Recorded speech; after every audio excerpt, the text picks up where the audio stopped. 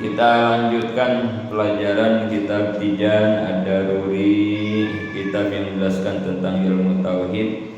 Masih dalam pembahasan sifat kudrat, bagian ta'alluq marotib sifat kudrat yang 8 yang di HP lihatnya ya. Kemarin kita masih ngebahas tentang ta'alluq marotib sifat kudrat yang 8. Yang pertama kemarin apa? Suluhi qadim ya.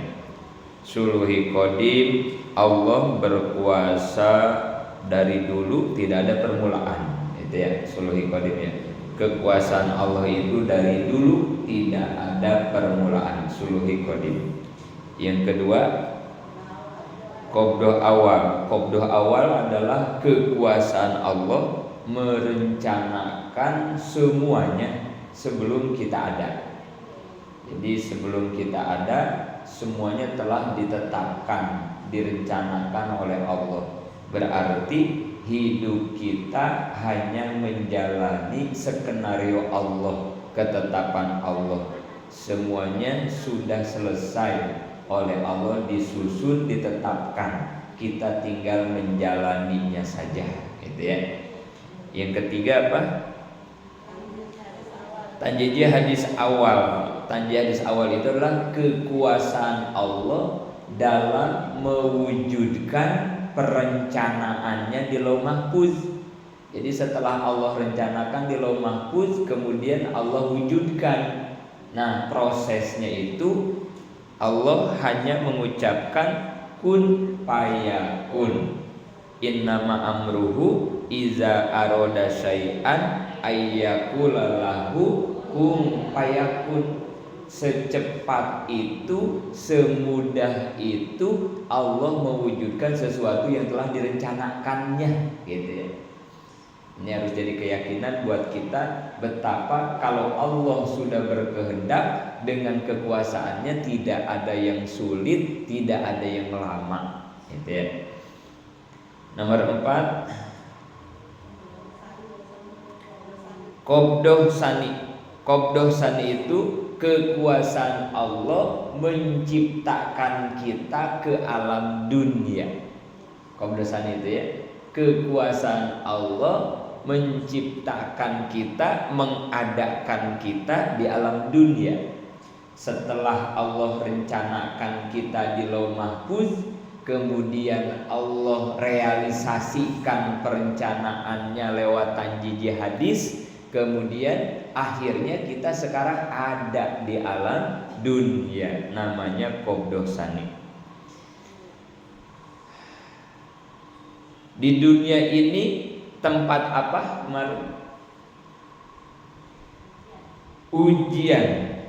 Awas ya. Allazi khalaqal mauta wal hayata liyabluwakum, bahwa kita di dunia ini untuk diuji. Ingat-ingat ya. Kalau kita lupa sama ini, takutnya kita jadi salah sikap, salah langkah ya. Ingat, hidup kita di dunia ini untuk diuji. Kita di dunia sekarang lagi diuji. Dunia ini tempat ujian, darul balwa. Dunia tempat ujian. Awas, jangan lupa ya. Jadi sekarang kita di dunia sedang diuji, karena dunia adalah Allah ciptakan sebagai tempat ujian, liyabluwakum, untuk menguji kalian. Bentuk ujiannya ada berapa? 2. 1, al-mauta, kematian. 2, wal hayata, kehidupan. Ingat, bentuk ujiannya kagak banyak, cuman 2 doang. Kalau enggak mati, hidup. Udah segitu doang. Kalau enggak hidup, mati. Di Qur'annya 2, disebutinnya 2. Tapi kalau kita sebutin dalam kehidupannya jadi banyak ya. Sehat dan sakit, untung dan rugi, bahagia dan sengsara, nurut sama ngelawan, Rumah tangga harmonis sama berantakan kali gitu ya. Udah gitu aja ya. Hujan, panas, kadang dikasih dikit, kadang banyak, gitu aja udah. Ujian Allah kayak begitu. Jangan dikira sehat itu bukan ujian. Sehat ujian, sakit ujian. Jangan dikira miskin ujian, kaya juga ujian. Gitu ya. Jadi bentuk ujian yang Allah berikan di dunia hakikatnya cuma dua. Kalau enggak mati, hidup. Kalau enggak sehat, sakit. Itulah yang disebut dengan takdir. Wabil qadari khairihi wasarrihi minallahi ta'ala. Rukun iman yang keenam, seorang mukmin wajib percaya terhadap dua takdir. Apakah takdir baik atau takdir buruk, semua itu dari Allah. Itulah bentuk ujian kita di dunia ya. Hidup gak lepas dari situ. Kalau gak sehat kita sakit, kalau gak bahagia kita sengsara, yang dagang kalau gak untung rugi, kalau gak rame sepi. Itu aja. Dan dua itu diputar dalam kehidupan kita. Watil kal ayyamu nudawiluha bainan nas.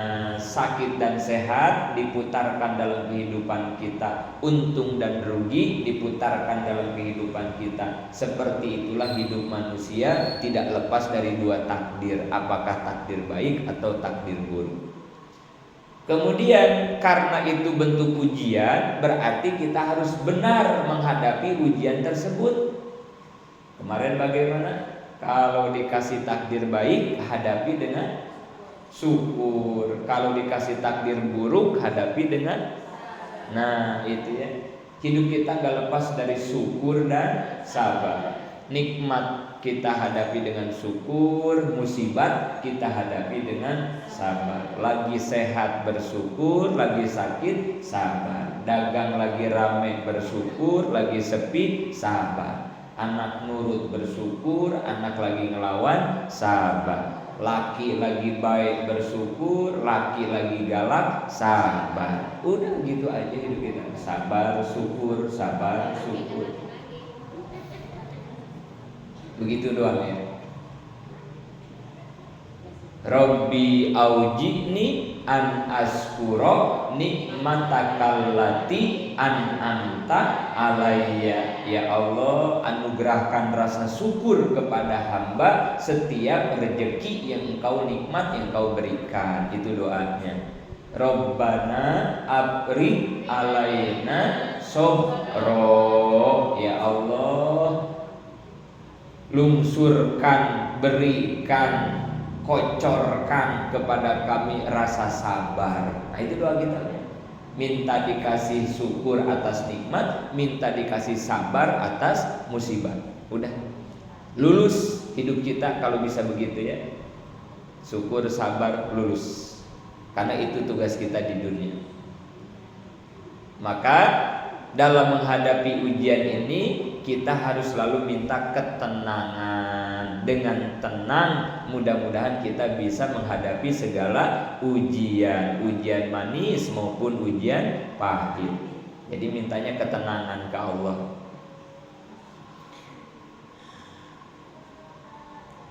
Terus nomor 5 apa?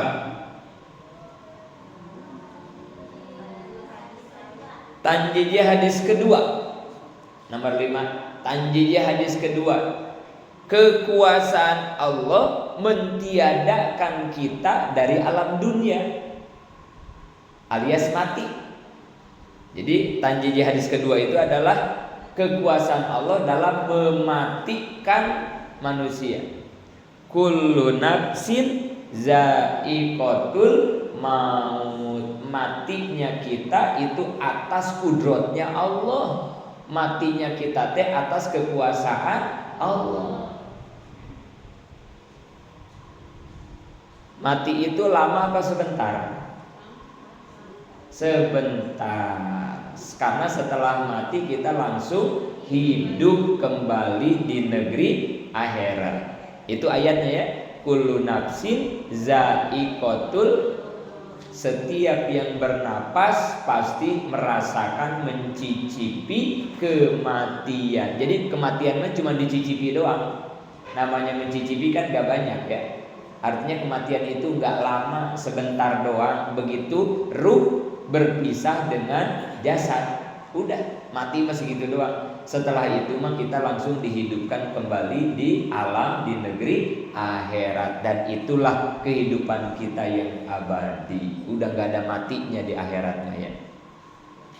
Kemudian kemarin di surat Al-Mu'minun Allah mengingatkan, awas bagi kalian yang masih hidup, jangan sampai kalian seperti golongan ini ya. Al-Mu'minun, hatta iza jaa ajaluhum hatta iza jaa ahadahumul mautu qala rabbir ji'un. Itu ya, Al-Mu'minun ayat 99 dan 100.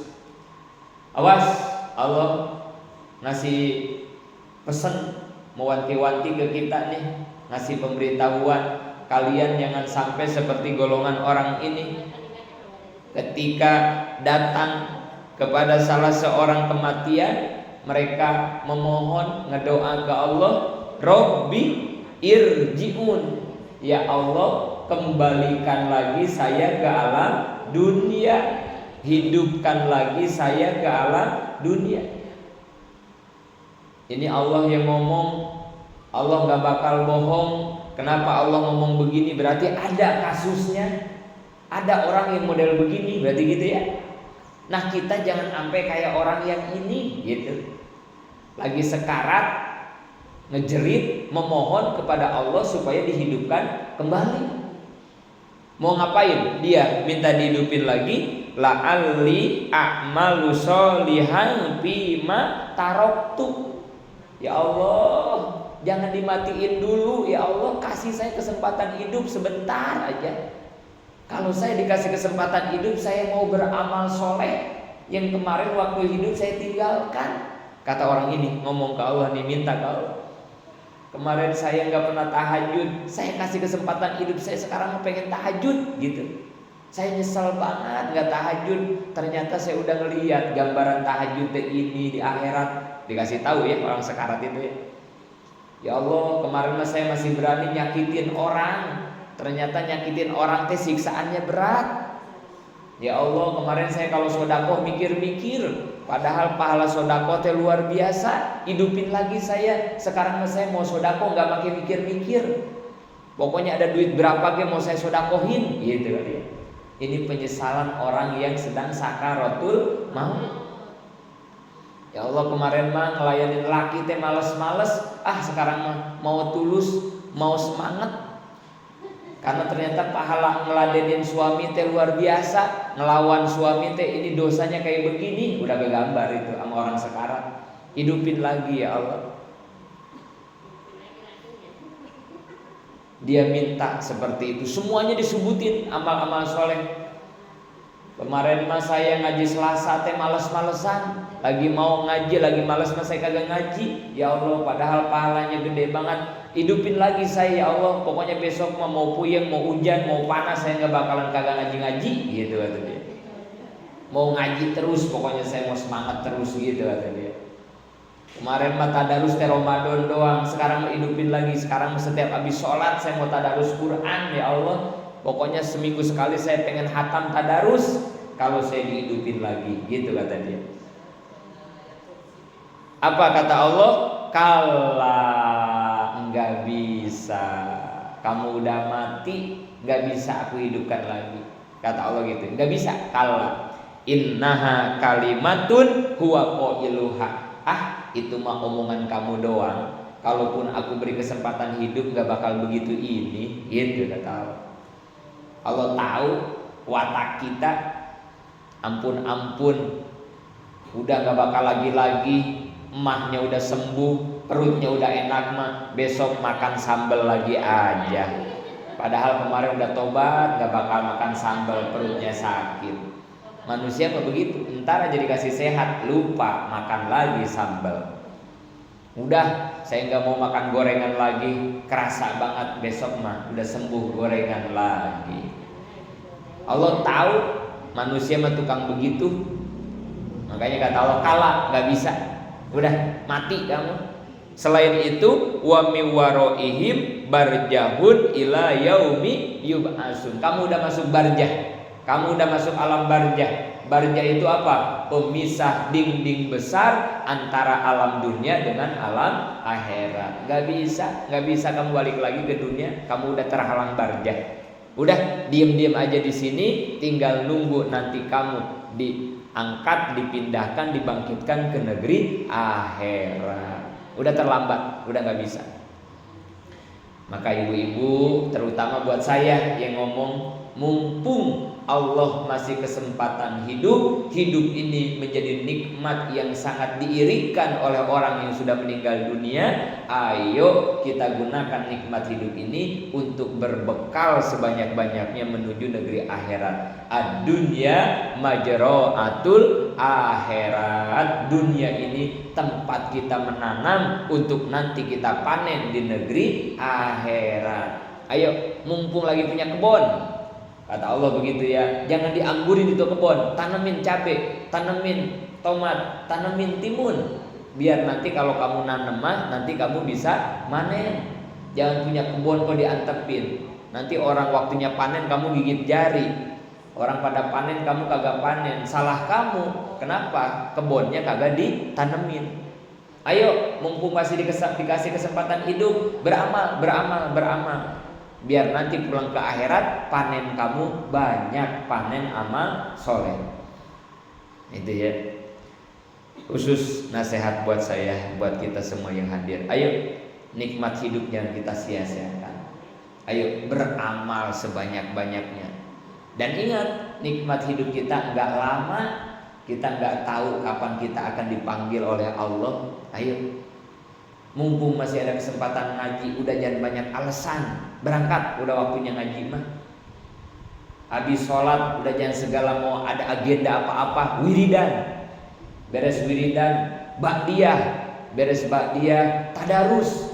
Jangan segala pakai agenda ini itu. Ayo, mumpung masih hidup, punya duit, sodakohin duit kita.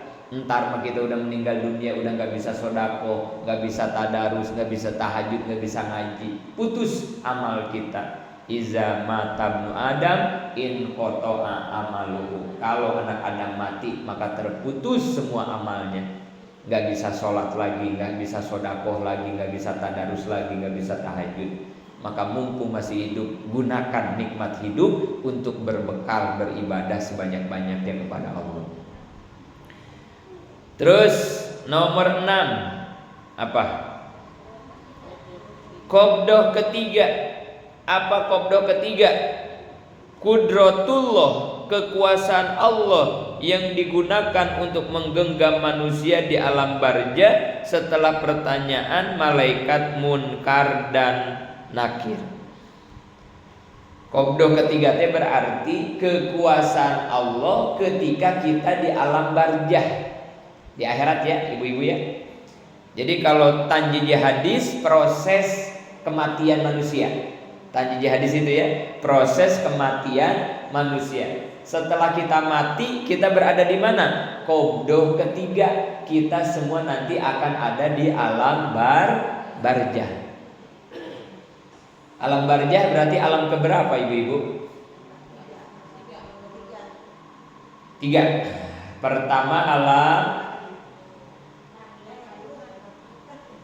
alam apa? Alam yang kita lalui yang pertama alam apa? Alam ruh. Alam ruh ya. Pertama alam ruh. Sebelum kita diciptakan ke alam dunia, ruh-ruh kita dikumpulin di satu tempat namanya alam ruh. Semua ya. Semua ruh-ruh manusia yang akan Allah hidupkan, yang Allah akan ciptakan itu dikumpulin di alam ruh. Jadi di alam rumah kita bareng-bareng rame-rame. Beres dari alam ruh kita pindah ke alam kedua. Namanya alam apa? Alam rahim, kandungan ibu ya. Itu alam kedua, alam kandungan, alam rahim. Di alam kandungan kita rame-rame apa sendiri? Ada yang berdua ya. Kalau kembarnya 5 berarti berlima ya. Tapi kebanyakan mah sendiri ya. Di alam rahim, di alam kandungan kita sendiri. Alam ruh rame-rame, pindah ke alam rahim sendirian. Dari alam rahim kita pindah ke alam ketiga. Namanya alam apa? Nah ini alam ketiga ya. Ini perjalanan alam kita yang ketiga, alam dunia. Di dunia rame-rame apa sendiri? Rame-rame lagi di dunia mah ya.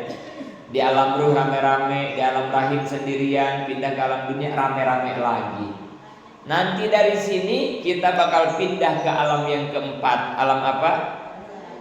Alam kubur atau alam barzah. Di alam kubur, di alam barzah rame-rame apa sendiri? Sendiri lagi ya. Itulah qabdah ketiga, keberadaan kita di alam kubur sendiri lagi. Alam ruh rame-rame, alam rahim sendirian, alam dunia sekarang rame-rame lagi. Nanti alam keempat, alam kubur, alam barzah sendirian lagi. Alam yang keempat namanya qabdah ketiga, yang keempat ya, qabdah ketiga. Nah, di situ dijelaskan, itu di bawah ada hadis ya. An-nasu salah satu aslasin, sulusun lidudi wa sulusun lillah wa sulusun linafsihi. Di bawahnya ya ada hadis itu ya. Manusia setelah mati dibagi 3 bagian ya. Jadi nanti ketika kita mati, maka kita ini bakal dibagi 3. 1/3 untuk belatung, 1/3 untuk Allah,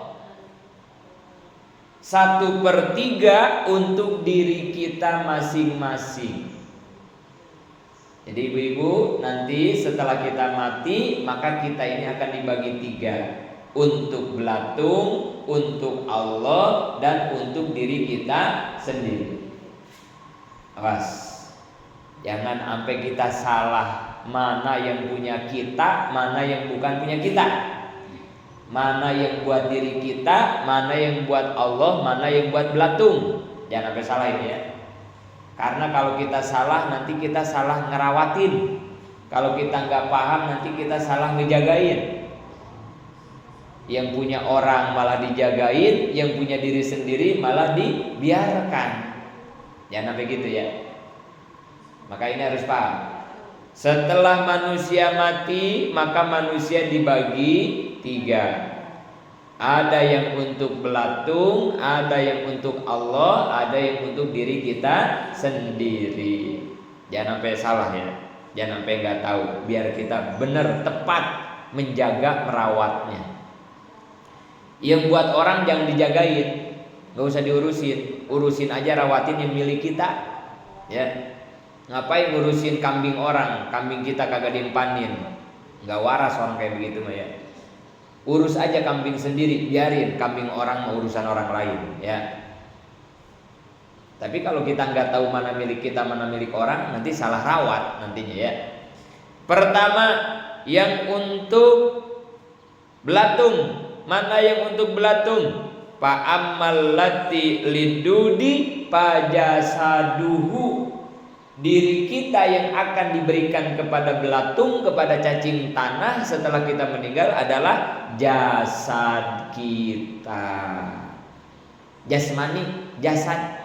Ini jasad kita ya. Begitu kita dikubur, habis kita nanti dimakanin cacing tanah. Kulit yang waktu di dunia dimandiin, dihembodiin, apalagi muka mah pakai skincare biar glowing, ternyata pas masuk kuburan cuman jadi santapan cacing tanah. Rambut yang waktu di dunia mah disalon, disampoin, dirembonding, diwarnain, udah di segala macemin ya, dicatok. Pas mati mah jadi makanan cacing tanah. Kuku, wah artis mah orang kaya, kuku ge dirawatin ke salon, pedikur, medikur, wah udah segala macam udah ya. Udah mati mah jadi cacing tanah ya. Orang kaya mah yang hidungnya pesek ge, kayak si Rina, dioperasi puluhan juta pengen mancung. Udah mancung mah pas mati dijadikan cacing tanah. Ada yang disuntik silikon, ada yang disuntik susu, wah ada segala macam orang ngerawatin jasad ya. Padahal mah itu cuma buat makanan cacing tanah. Gak usah kita mah ya, kita mah biasa-biasa aja. Cukup mandi make Lifebuoy, nyampo make Pentin, muka make Biore, udah kita masih gitu cukup ngerawatin jasad mah ya. Gak usah berlebihan.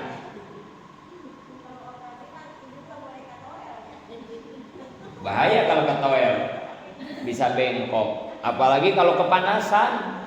Operasi plastik kalau kepanasan meleleh ya. Ribet ya. Udah mendingan kita syukuri ciptaan Allah, pemberian Allah. Pesek ya pesek, udah begini dari pabriknya ya. Pipi turun, ada yang dioperasi biar naik. Payudara turun, dioperasi biar naik lagi. Udah apa aja sekarang mah dioperasi. Nauzubillah, lelaki pengen jadi perempuan juga ada yang dioperasi ya. Masya Allah, ngelawan kodrat sebagai manusia. Nauzubillah ya. Udah, lagian buat apa repot-repot ngurusin jasad, ngurusin jasmani. Kalau mati cuman jadi makanan cacing tanah doang. Udah, biasa aja. Make bedak biasa aja, gak usah sampai 3 lapis kita make bedak ya. Ngapain make bedak rame-rame ya. Udah selapis ge cukup. Make lipstik secukupnya aja lah. Gak usah segala alis dibikin, iya ditatoin di segala macam, pakai alis anti badai segala macam ya. Gak usah kita mah ya. Udah biasa aja kita mengerawati jasadnya. Toh kalau udah mati ge cuma jadi makanan cacing tanah. Asal bersih, asal wangi, udah segitu cukup. Mau hitam mau putih terserah, udah bawaan kulit kita. Udah biarin. Mau pesek, mau mancung, mau apa aja biarin. Kita syukuri. Jasad buat apa tuh jasad ya? Jasad makan cuman atribut, jasad makan cuman bungkus, jasad makan cuman casing. Nggak ada gunanya ya. Kayak ibu-ibu punya ATM, apa gunanya ATM? BCA Gold, ATM-nya juga paling mahal ya. Yang paling mahal ATM-nya BCA Gold ya. Yang limitnya juga ratusan juta. Tapi ATM itu gunanya apa? ATM itu kan cuman atribut doang, formalitas doang. Gunanya buat apa? Nggak ada fungsinya itu ATM. Karena yang berguna dalam ATM itu bukan bentuk fisik ATM-nya, tapi yang berguna bagi ATM adalah saldonya. Walaupun ATM-nya biasa-biasa saja, tapi kalau saldonya miliaran, itu ATM bakal bernilai tinggi. Manusia juga sama. Buat apa casingnya dibagus-bagus, dijaga-jaga, dirawat-rawat, kalau isi manusianya nggak dirawat? Apa isi manusia itu? Hatinya, batinnya, jiwanya. Itu yang membuat bernilai manusia. Walaupun casingnya biasa-biasa aja, tapi kalau hatinya bersih, sama orang kagak gedegan, nggak gampang emosian, orang yang kayak begitu yang bakal terlihat cantik, terlihat bagus, terlihat berwibawa di hadapan orang lain. Dibanding putih, cantik, mancung, jangkung, tapi akhlaknya 17 setan, nggak bakal ada orang yang mau menghargai. Karena ini kan cuman casing doang, cuman atribut doang. Yang bernilai mah adalah batinnya, hatinya, jiwanya. Nah kita mah jagain itunya, hidup mah ya. Buat apa sibuk ngebersihin badan kalau hatinya kotor? Buat apa? Gak ada nilainya. Mendingan badan mah biasa-biasa aja tapi hatinya bersih banget. nggak ada dendam, nggak ada emosi, orangnya pemaaf, santun, baik. Wah itu yang mahal mah ya. Biarin badan masa ada-ada aja. Walaupun miskin, kalau akhlaknya mulia jadi mulia. Walaupun bodoh, kalau akhlaknya mulia, orang bakal jadi mulia. Dibanding pinter, kaya, jago ngaji, tapi kalau akhlak, hatinya, jiwanya kotor mah jadi kotor manusia. Jadi mendingan kita masih sibuk memperbaiki dalamnya ya. Husnul ahwal nataiju husnul akmal. Dalam kitab Hikam begitu ya. Syekh Ibnu Athaillah mengatakan, husnul ahwal nataiju husnul akmal. Baiknya batin akan membuahkan baiknya zahir. Baiknya lahir batin akan membuahkan baiknya zahir. Jadi ibu-ibu jangan salah fokus. Fokus hidup kita memperbaiki dalamnya. Kalau dalamnya bagus maka luar otomatis ke bawah bagus. Tapi kalau luarnya dibagusin belum tentu dalamnya jadi bagus, belum tentu ya. Hati-hati. Sholat itu teh kan luar, sholat teh atribut sholat mah. Nih ngaji, kita ngaji begini nih, ini teh bagian luar ngaji mah. Ngaji, sholat, sodako itu amal-amal luar semua itu. Akmal disebutnya teh amal. Kalau ahwal apa ahwal? Nih ahwal mah nih pekerjaan hati namanya ahwal. Jadi ada ahwal, ada akmal. Kalau amal mah pekerjaan luar, kalau ahwal mah pekerjaan batin. Kita harus mengutamakan mana? Yang harus diutamakan adalah ahwal. Yang harus kita perhatikan adalah pekerjaan hati. Jangan memikirkan pekerjaan zohir, jangan mementingkan pekerjaan amal, jangan ya. Karena kalau ahwalnya udah bagus, nanti amalnya juga jadi bagus. Kalau amalnya bagus, belum tentu ahwalnya bagus. Ya muhawwilal ahwal, hawwil halana ila ahsanil hal. Ya Allah, Allah yang membulak-balikan hati kita, perbaikilah hati kita semua, gitu ya. Doanya itu ya.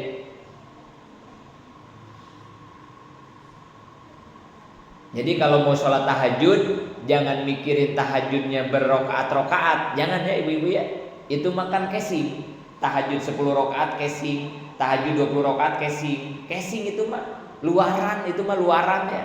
Itu mah bungkus, itu mah amal zohir. Kalau mau baca Quran, jangan mikirin saya harus dapat berapa juz. Jangan mikirin begitu ya. Itu mah zohir, itu mah luar, itu mah atribut. 10 juz, 2 juz, 5 juz sehari. Jangan. Tapi bagaimana fokus kita? Bagaimana walaupun bacanya satu ayat, tapi satu ayatnya penuh dengan penjiwaan, penuh dengan penghayatan, sehingga walaupun hanya satu ayat Quran yang kita baca, mampu menggetarkan hati kita, mengingatkan kita kepada Allah, sehingga dengan satu ayat itu bisa meningkatkan keimanan kita kepada Allah Subhanahu wa Ta'ala. Nah gitu yang benar Pak ya. Jangan baca 5 juz tapi angob mulu lagi baca Qurannya, nggak ada artinya baca Quran begitu mah ya. Yasin Al-Qur'anil Hakim. Bacaannya cepat karena pengen banyak. Akhirnya kagak tartil, tajwidnya nggak kepake. Buat apa?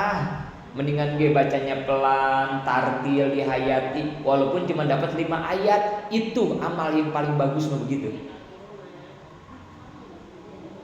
Jadi jangan pernah ngejar-ngejar kuantitas di dalam amal mah, tapi harus ngejar kualitas. Gak usah ngehayal pengen ngasih sodako 10 juta, gak usah. Mendingan kayak ngasih 2.000, 5.000, 10.000 tapi dengan ikhlas, daripada 10 juta keingetan mulu, daripada 10 juta pengennya disebutin mulu. Ngapain ya? Jadi jangan salah nih. Dalam ibadah yang harus kita perhatikan hatinya, bukan luarannya. Keikhlasan, kebersihan hatinya, bukan banyaknya ibadah ya. Tuh, Karena nanti kalau hatinya bersih, benar, nanti juga amalnya jadi ke bawah benar. Gitu. Jadi pertama, dari diri kita yang akan diberikan itu kepada cacing tanah, yaitu jasad kita. Maka jangan terlalu berlebihan ngejaga jasad, toh nanti juga cuman menjadi makanan cacing tanah. 2, yang untuk Allah. Apa yang untuk Allah? Wa ammallati lillah paruhuhu. Yang akan dikembalikan ke Allah adalah ruh kita, nyawa kita. Itu mah kalau kita mati dikembalikan langsung kepada Allah. Makanya kalau ada yang mati kita bilang innalillahi wa inna ilaihi raji'un. Sesungguhnya ruh milik Allah dan dikembalikan kepada Allah. Ruh yang hari ini dipakai hidup sama kita namanya ruh ya. Kita sekarang hidup kan pakai ruh ya. Nah ini nanti kalau kita mati dibalikin ke Allah, karena ruh milik Allah, bukan milik kita. Udah kembali ke Allah ruhnya. Innalillahi wa inna ilaihi raji'un. 3, yang bakal dibalikin ke kita apa? Wa ammallati linafsihi fa'amaluhu. Yang bakal dibalikin ke kita mah adalah amal. Nah itu ternyata ibu-ibu, milik kita mah amal ya, yang akan nemenin kita dari mulai masuk kubur sampai alam mahsyar, sampai hisaban, sampai ngejembat sirotol mustaqim, sampai masuk ke surga. Itu adalah amal kita ya. Jadi berarti milik kita mutlak secara hakiki mah amal. Maka hati-hati jangan salah beramal, karena amal teh ada 2, ada amal baik, ada amal buruk, dan semuanya ada catatan dan balasannya. Wa may ya'mal misqala dzarratin khairan yarah wa may ya'mal misqala dzarratin syarran yarah. Sekecil biji sawit pun amal baik amal buruk bakal diperlihatkan, bakal dibalas oleh Allah. Maka hati-hati jangan sampai salah amal ketika kita di dunia, karena hidup itu tanam tuai. Apa yang ditanam itu yang bakal dituai. Nanam buruk nanti panennya juga buruk. Nanamnya baik nanti panennya juga baik. Hal jazaul ihsan ilal ihsan. Tidak ada kebaikan yang tidak dibalas dengan kebaikan. Ad-dunya majra'atul akhirat. Dunia itu tempat nanam untuk kembali ke negeri akhirat. Ini tempat tanam kita nih di dunia sekarang. Ayo tanam sebanyak-banyak amal kebaikan, biar nanti di akhirat kita sibuk memanen berbagai amal kebaikan. Jangan ditanam amal buruk ya. Nanti di sono kita panennya panen amal buruk, nauzubillah ya. Dan gak usah dipilih-pilih. Ketika kita mau berbuat baik gak usah dipilih-pilih. Jangan suka milih-milih berbuat baik mah. Ini mah pengamen banyak tatonya, nyanyinya aja kayak orang mabok. Ntar kalau saya ngasih duit saya dipakai mabok. Gak usah begitu. Mau sedekah mah kasih-kasih aja. Mau pengamennya bertato, mau lagi mabok, kalau emang dia ngamen, kalau kita mau sedekah kasih aja. Gak usah mikirin nanti duit saya dipakai mabok, dipakai. Gak usah. Terserah dia, karena mau diapain juga sama dia, sedekah kita mah gak bakalan hilang pahalanya. Ada pengemis, bapak-bapak fisiknya sempurna, masih sehat, malah diceramahin. Bapak mah sehat, kenapa ngemis? Kerja kayak orang-orang. Kalau gak mau ngasih mah gak usah ceramah. Udah aja bilang maaf pak, udah gitu aja. Ini mau udah diceramahin ngasih kagak, ngapain? Jangan ya. Terus kalau mau ngasih kasih aja, biarin dia sehat, biarin dia sempurna, biarin dia kuat, kasih aja. Pahala kita nggak hilang, ngasih pengemis yang badannya sehat. Ngapain gua ngempanin lu mah kagak mau ngaji, nggak mau sholat, gua rugi? Nggak ada rugi, sodako ke orang, ya kasih aja, sodako aja. Kesel gua ngebantuin lu mah dibantuin gak ada terima kasihnya. Emang kenapa kalau orang gak terima kasih? Pahala kita nggak hilang walaupun dia nggak terima kasih. Memang apa? Bantuin aja. Kenapa itu rajin banget ngebantuin di hajatan? Nggak enak, soalnya dulu waktu saya hajatan dia ngebantuin. Tuh kan jadi begitu. Kalau milih-milih mah mau ngebantuin orang karena kita utang jasa, nggak ada artinya ngebantuin begitu mah ya. Jangan, nggak usah dipilih-pilihin berbuat baik mah. Karena matematika Tuhan beda dengan matematika kita. Kita mah 10 T 5 tambah 5. Tuhan mah 10 T bisa 10, 11 kurangi 1, bisa 5 kali 2, bisa 20 kurangi 10. Matematika Tuhan mah banyak. Kita mah nolongin si A, pengennya dibales sama si A lagi. Kita mah begitu ya, sempit kita mah. Allah mah gak begitu. Kadang kita nolongin si A, yang ngebalesnya malah si C, si Z, si S. Allah mah mudah begitu. Maka itu gak usah dipilihin dalam berbuat baik. Karena apa yang kita tanam itu yang akan kita tuai. Walaupun gak kerasa ke kita balasannya, yakin anak kita pasti nerima balasannya. Anak kita gak nerima balasannya, yakin cucu kita pasti nerima balasannya. Walaupun sekeluarga di dunia gak ada yang nerima balasannya, yakin di akhirat kita pasti dibalas sama Allah. Gak usah kayak makan cabai, sekali makan pengen langsung kerasa pedesnya, gak bisa di dunia mah. Kita baik sama orang, orang kudu baik lagi sama kita, nggak bisa begitu di dunia mah. Biarin aja kita baik sama dia, dia mah jahat mulu sama kita, nggak ada urusan. Pahala kita kagak hilang dan balasannya pasti ada. Ke kita nggak nyampe, mungkin ke anak kita, anak nggak nyampe, mungkin ke cucu. Di dunia nggak ketemu, pasti di akhirat ketemu. Udah gitu aja kita beramal aja. Dan yakini setiap amal kita pasti ada balasannya, dan amal kita pasti dikembalikan ke dalam diri kita kembali. Nah, itu ya para jamaah. Jadi ternyata setelah kita mati, kita itu dibagi 3. Kita harus tahu mana yang menjadi milik kita, mana yang bukan menjadi milik kita. Sampai di situ nanti kita lanjutkan kembali. Mudah-mudahan manfaat. Amin ya Allah ya Rabbal alamin.